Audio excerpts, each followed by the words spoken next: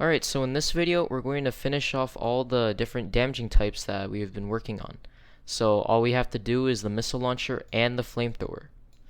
Also, in my towers folder, in my classes folder, I did a little bit of organization because we will be creating quite a bit of classes here. So I have a main damage classes folder which has our laser damage class and the standard damage class, and a damage class extensions folder which we'll be getting to later. Also, there will be some particle systems that we'll be using, and I already have them prefab, so it saves the time from actually doing some trial and error and designing them. So these three particle systems will be in the description. And without further ado, let's get started with our missile launcher. So right off the bat, we're going to be using our missile particle system prefab and the explosion particle prefab.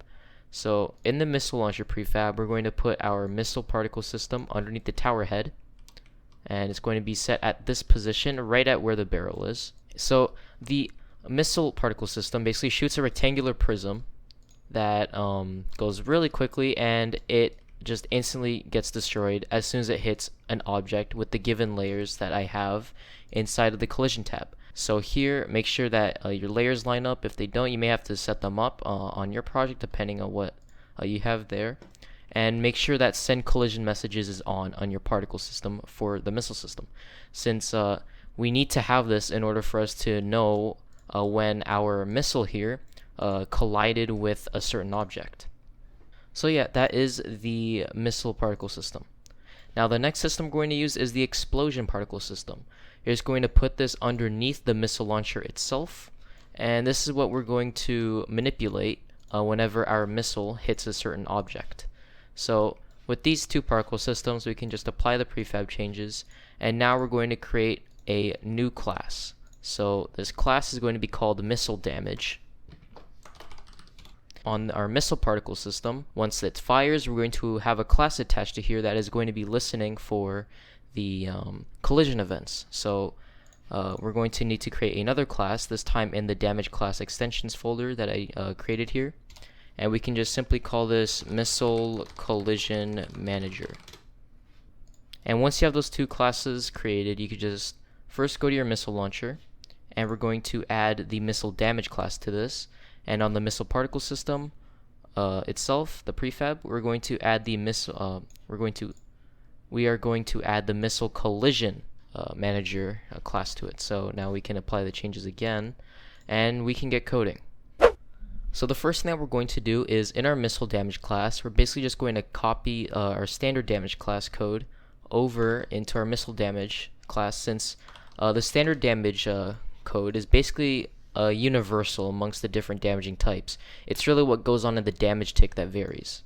So now what we're going to do after we have it all set up, we're going to get rid of the enqueue damage data, and what we're going to do is get a reference to our missile particle system. So a serialized field private particle system, and we can call this our missile system. Once we have our reference, we can now just do missile system.play. And before we play the missile system, the rotation of the particle is not really set to our tower's rotation. So to fix that, what we're going to do is get the main module on our particle system and set the rotation X, Y, and Z to our tower heads forward. And to get our tower heads forward, we're going to, of course, need a reference to our tower head. So it's going to be of type transform, and we can just call this tower head. Now what we gotta do is get the main module on our missile system. So we can store this in a variable. So you do private, let's say, particle system dot main module there. And we can call this missile main or missile system main. And we can initialize this in the init function. So missile system main is basically the missile system dot main. And there you go. Now what we can do every time we shoot a missile, before we shoot a missile, we're going to set the particle's rotation. So we're going to take our main system here, our missile system's main module, and we're going to do rotation x, start rotation x, equals tower head dot forward dot x. And we gotta do this for the other two axes. So we can just copy this over for Y and Z. There you go. Now that is all set. And that is all there is to the missile damage class. Now we can go over to our missile collision manager class, and we can just get rid of the start and update method, and we're going to replace them with the void on particle collision. There. Oh, and we're going to keep the start method since we will need to initialize a variable. So the on particle collision, well, it will run every particle collision, and we're going to need to store the data of all the particles that have collided with other objects. And to do that, we'll just create an external private list in our class here, and the type that we'll be using or working with is going to be called particle collision event.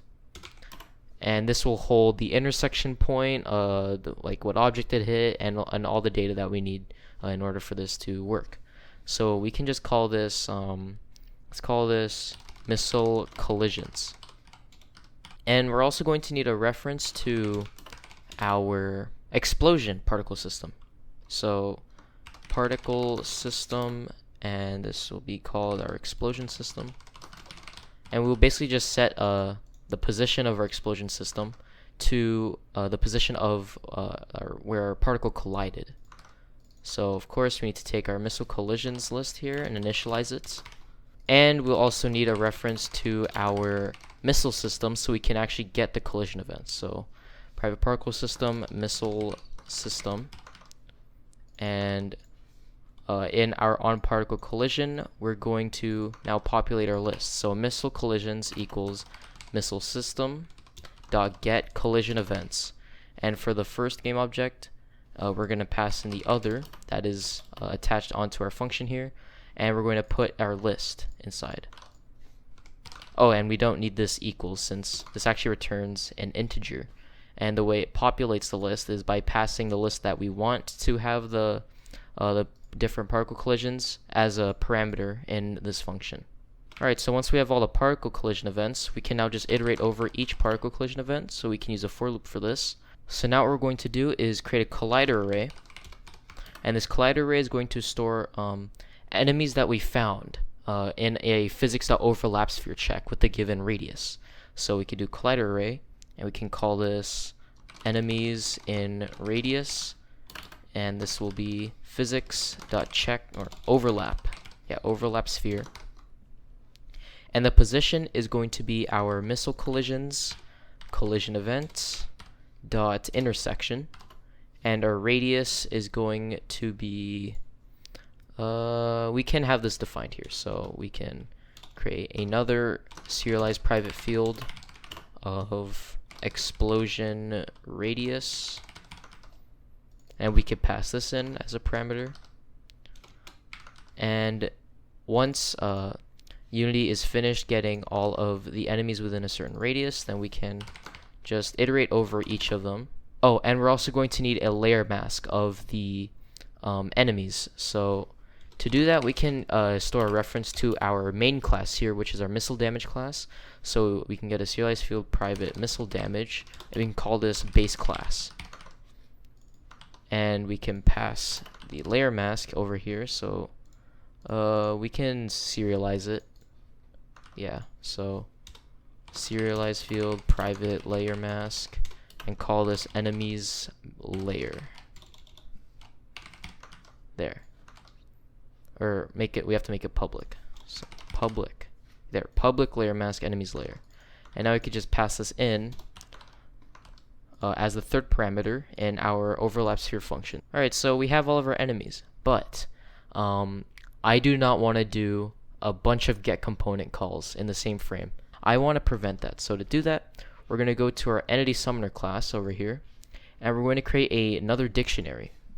So public static dictionary, and this dictionary will take a transform as the key and an enemy class as the value. And we can call this enemy transform pairs. There. And we're going to, of course, initialize this in our init function. And down in our summon enemy, we're going to do the same thing for how we add to our lists. So we check if our dictionary doesn't contain the given key. So if enemy transform pairs dot contains key, summon to enemy dot transform, and we have an exclamation point at the beginning to indicate that if it doesn't contain it, then we'll simply add that transform. So .add summoned enemy .transform as the key, and the summoned enemy as the value. There. Okay, so now in the remove enemy, we'll basically just add this in, just enemy transform pairs .remove, pass in the summon enemy .transform, or the enemy to remove .transform in this function. Alright, so that is basically all we have to add to make our lives 10 times easier. So now let's go back to our missile collision manager, and back in here, all we have to do to apply damage, first create a struct reference to our little damage data struct. So the enemy damage data here. You can call this damage to apply will equal a new damage data, and of course we're going to pass in our target, which is going to be entity summoner dot enemy transform pairs, and to index it we're going to do enemies in radius I dot transform dot parent. And once that is done, we're now going to pass in our damage, so we can just get a reference to that damage in our base class, which we probably have to make public here. So back in the missile damage class, let's make our damage public so we can access it.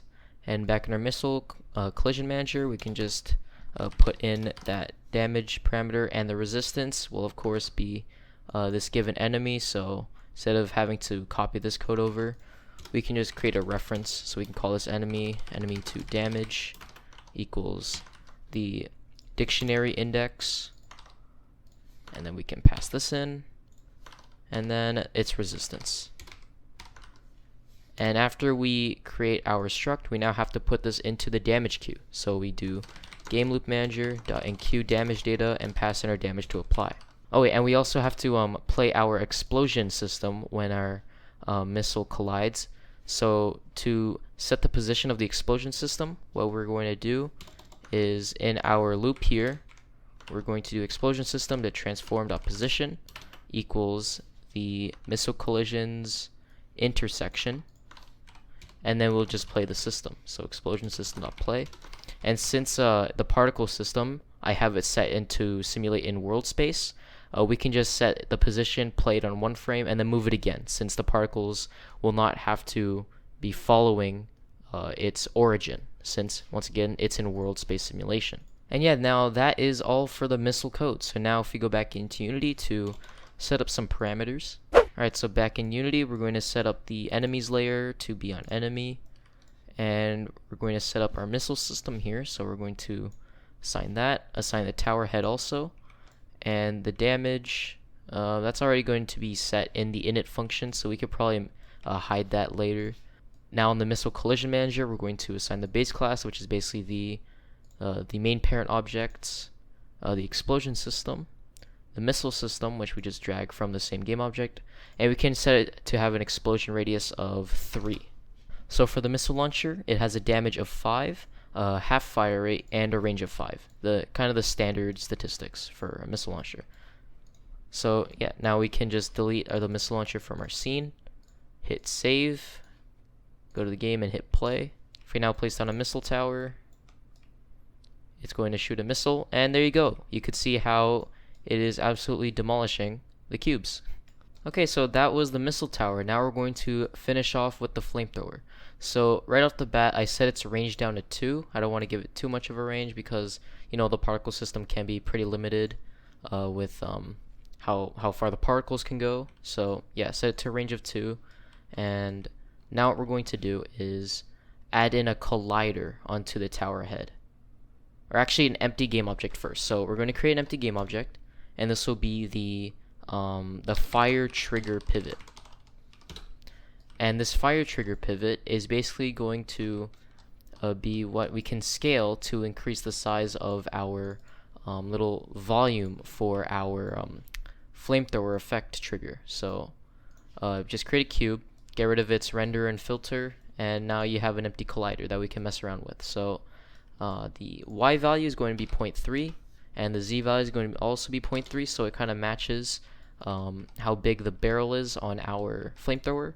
And we're now going to move this to the left here so it lines up nicely with our flamethrower. and we're going to give this a layer of damage volume, which I already have set up. So this damage volumes thing is going to be important because when we're placing our flamethrower tower, we don't want this layer to interfere with our placement. So we can actually set that up right now. So on the player class, on the placement collide mask or the placement check mask, yeah, make sure damage volumes is not ticked off, and same for the placement collide mask. So yeah, so we don't have to be checking for the part where our flamethrower uses to attack. And now we can call this cube fire trigger. There, so that's basically all set up. But before we actually do anything else, back in my particles folder with all the prefabs we'll be using, we're going to take this fire effect prefab and we're going to put it underneath the tower head. And as you can see, it's just a simple flamethrower effect, and somewhat surpasses the fire trigger here, so we may have to increase the size of it. So to increase the size of the fire trigger, just go to your fire trigger pivot and you can change the X scale. So just like this looks good. Yeah,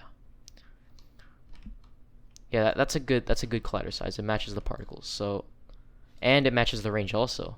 Okay, so yeah, that is basically the main setup for our flamethrower. So we can now apply our prefab changes.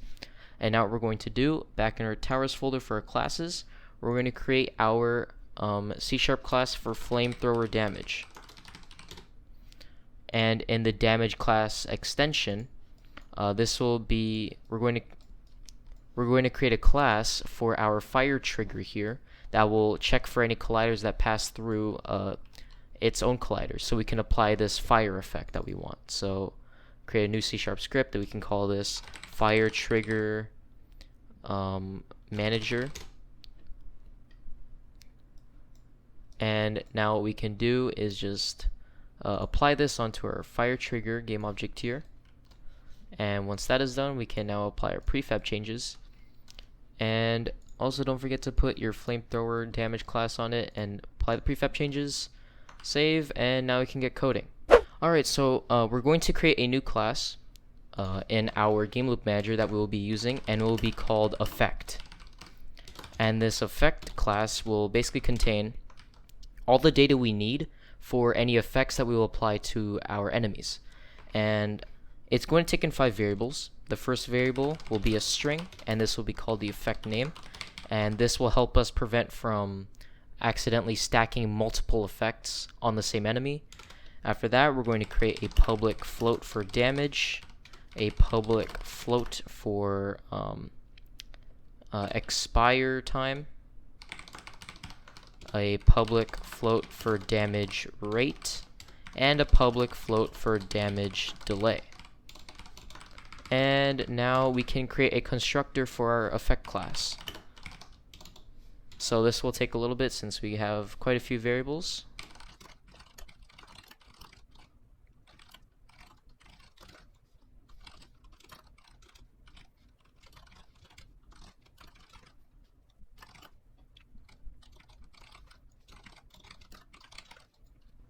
Alright, and that should be it for our effect class. Now what we're going to do is create a struct for our effect data. So apply effect data, and this will take in a public effect, and this will be effect to apply, and the target, so public enemy, and then call this enemy to effect, or affect, like that. And now what we're going to do is create a constructor for this struct now.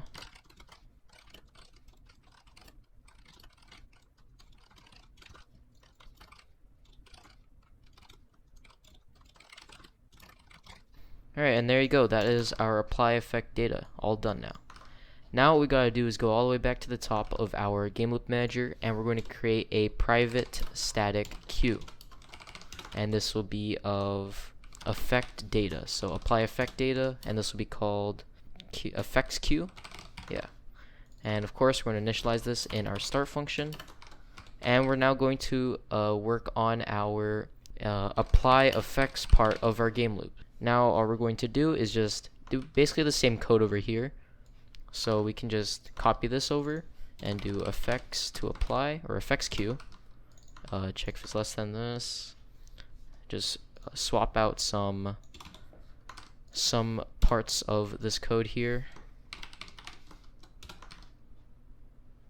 Equals, where is it? effectsq.dq. There you go. We can get rid of this line. There. And now what we need to do is go to our enemy class, because now we're going to add a new function and we're going to add in a new variable. So I'm going to go over to the enemy class here. And what we're going to do now is create a public list. And this list is going to take in effects. And this will basically be active effects. And now our new function is going to be a public void called tick.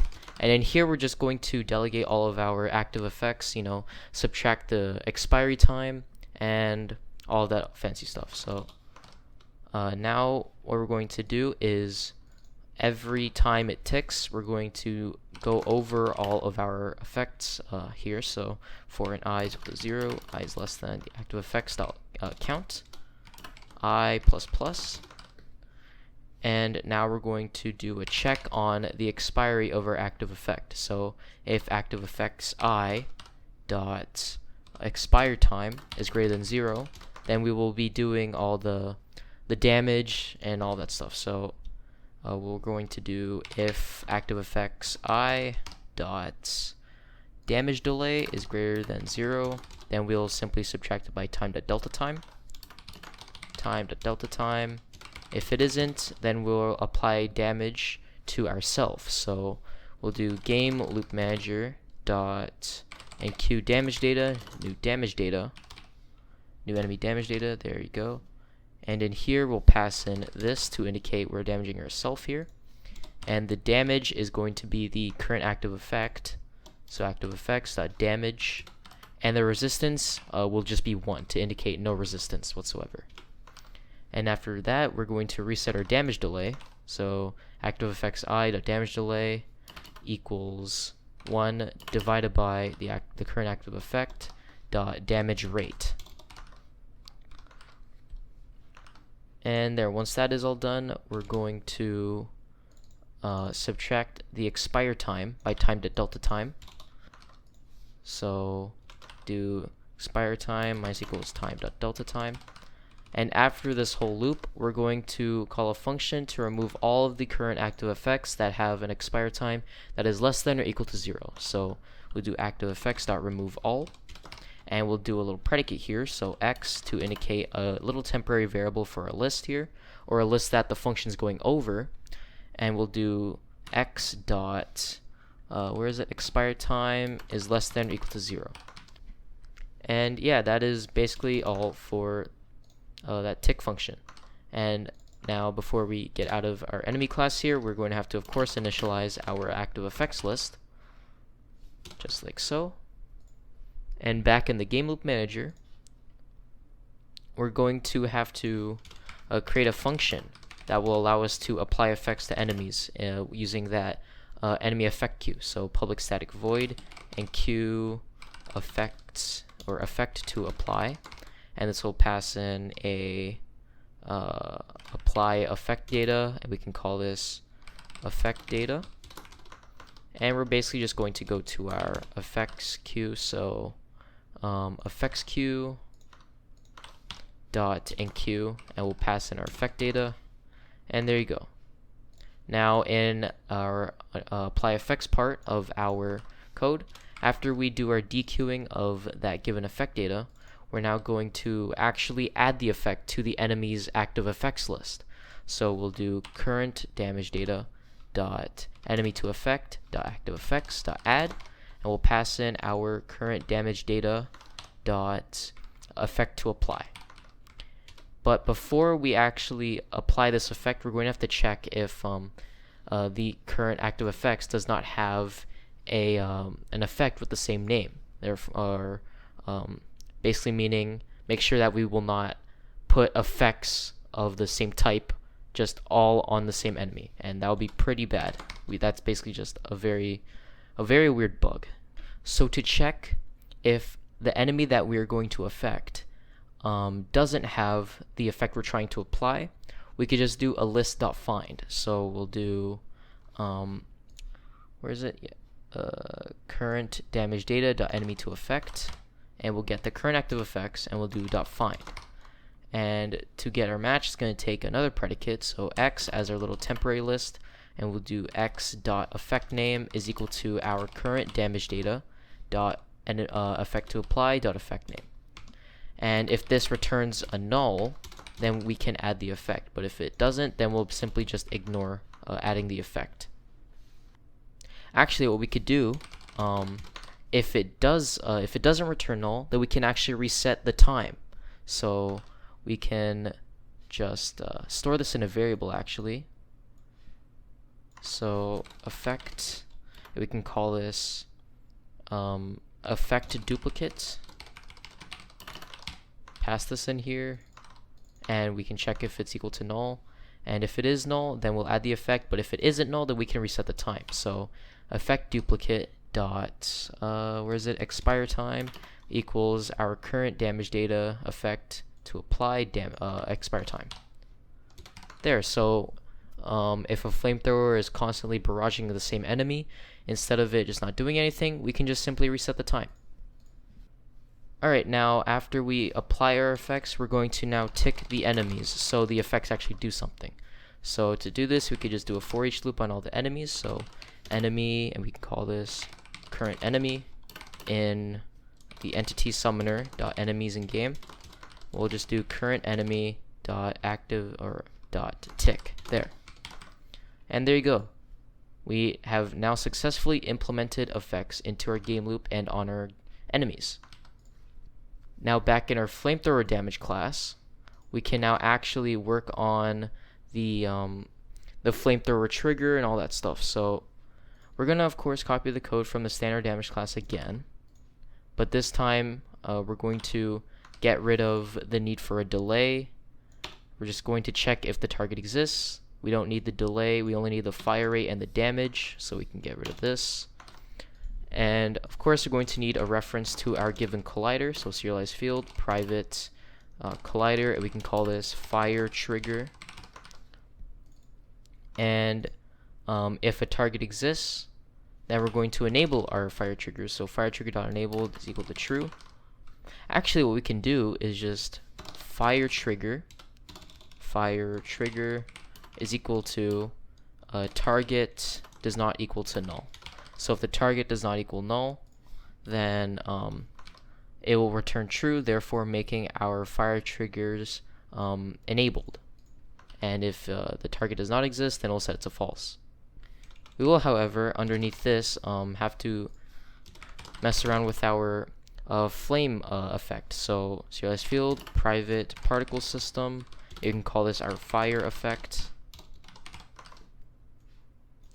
And we gotta do a check here. So if targets, then we'll set our fire effect to play. But we can return after that, so therefore all the code underneath is basically a case where the target does not exist. So we can do fire effect dot stop. And there you go. That is really all we need for our flamethrower damage. Now we gotta go to our the fire trigger manager. So fire trigger manager. Oh, little typo here. I can fix that later. But now we're going to get rid of the start and update method, and we're going to do private void on trigger enter. Now if we're going to be using on trigger enter, after we're done coding, we're going to have to put kinematic rigid bodies on the enemies. So it's pretty easy to do, but for now we can now just do a check. So if other dot game object compare tag, and it has the enemy tag. So yeah, we have to give the enemies a certain tag, since I don't think there is a way yet to actually check for the layer of a certain game object that is really efficient or effective or easy to write. I haven't really found one yet, so we're just going to stick with comparing for tags.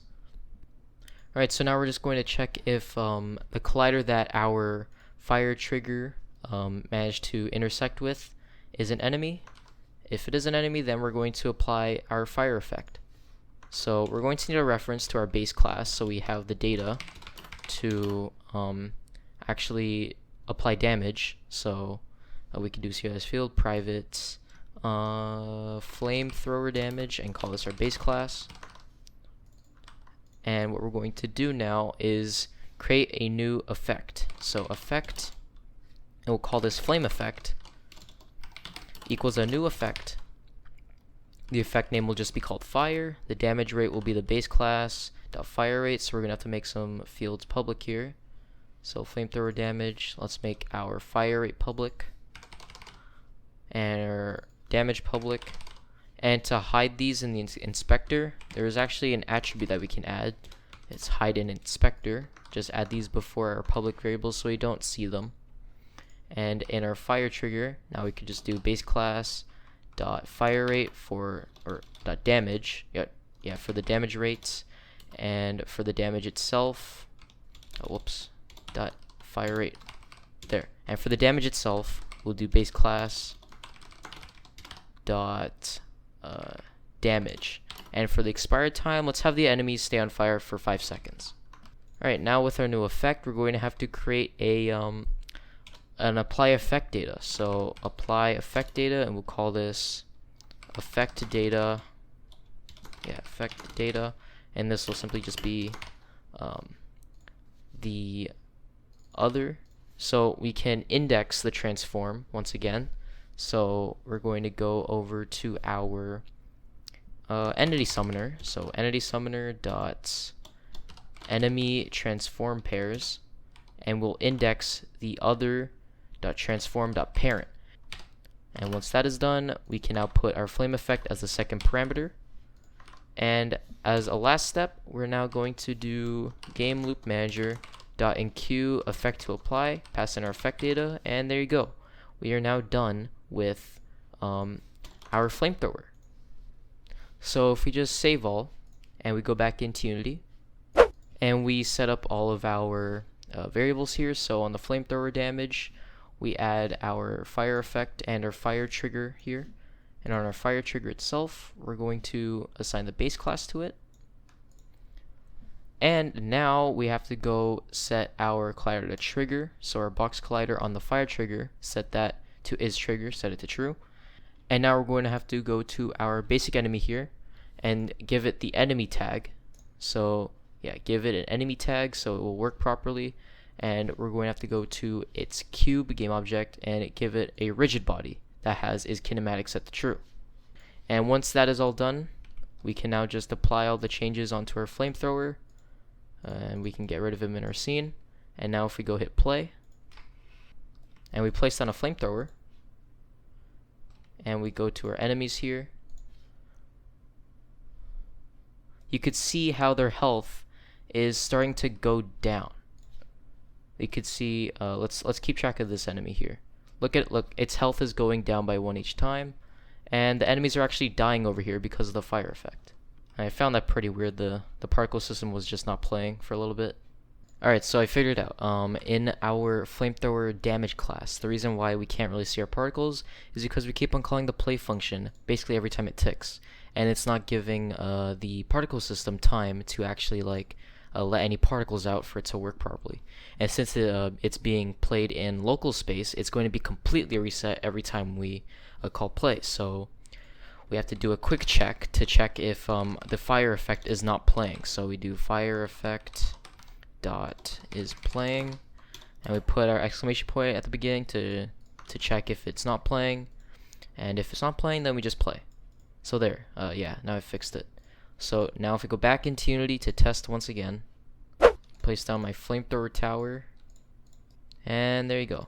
Now the particles are actually playing properly. Alright, and that is it for this episode of this tutorial series. In the next episode of this tutorial series, I'm going to be going over actual player economy. So we're going to actually be implementing money into our tower defense game, so there's an actual sense of strategy instead of just placing down all these towers like so and just messing around like that. So yeah, we're gonna work on player money in the next episode. And yeah, if you enjoyed this video, consider liking and subscribing, and I'll see you in the next video. Goodbye.